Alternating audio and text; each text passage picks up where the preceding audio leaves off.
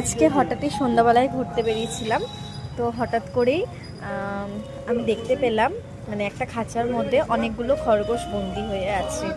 তো চলো তোমাদের সাথে সেগুলোই দেখাই। এই দেখুন, এই দেখুন কতগুলো। সো আমি মানে একটা শাক কিনলাম, মানে কলমির শাক। ওরা কলমির শাক খেতে খুবই পছন্দ করে।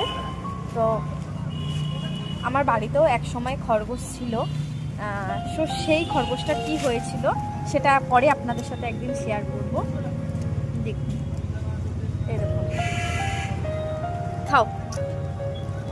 এই যে যা এদিকে।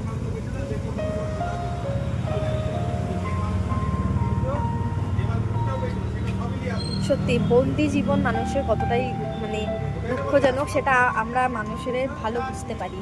একদিন যখন ঝড় বৃষ্টি হয় সেই সময় আমরা বাড়ি থেকে বেরোতে পারি না, আর একদিন না বেরোতে পারলে আমাদের কতটা কষ্ট হয়।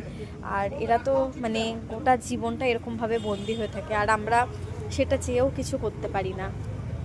মানে এর থেকে খারাপ এবং লজ্জাজনক কিছু হতে পারে না আমাদের জীবনে।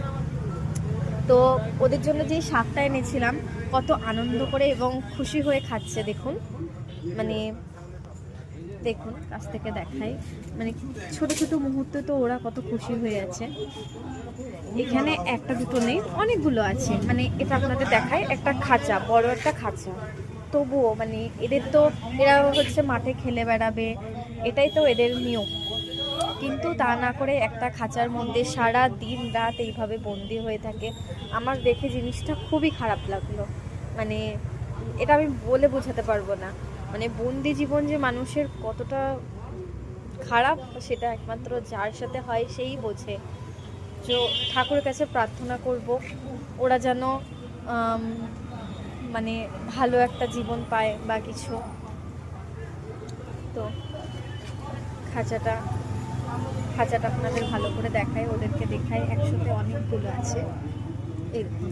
আর এই মানে আমি এর আগে এসেছিলাম, মানে এটা হচ্ছে অনেক ছোট ছিল, এই বাচ্চাগুলো অনেক ছোট ছিল। আর এই দেখুন এগুলো হচ্ছে পাহাড়ি খরগোশ। এরকম এগুলো হচ্ছে পাহাড়ি খরগোশ।